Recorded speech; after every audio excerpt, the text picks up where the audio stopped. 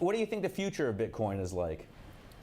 I think that very easily we could see Bitcoin going up to 50,000 by the end of this year. We have our analysts at Nexo crunching the numbers, doing very substantial research, and it is just a hell of a ride. It's the halving coming up because the rewards for miners are dropping. Last time this happened, Bitcoin rallied 4,000%, and it's been an incredible asset. It's uncorrelated to the overall market. It delivers systematic asymmetric returns, and the only thing that we have seen close to anything like this has been the rise of the US dollar against the Reichmark in the 1920s, where you saw $1 being exchanged for 5 Reichmarks in the early 1920s to $1 being exchanged for 4 billion Reichmarks. So, if it follows this trend, there's a long way to go.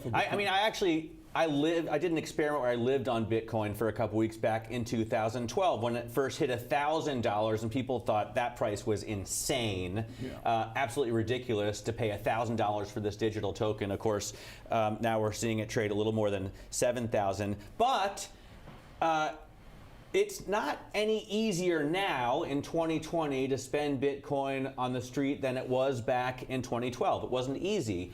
Why don't you think it's picked up as a method of payment?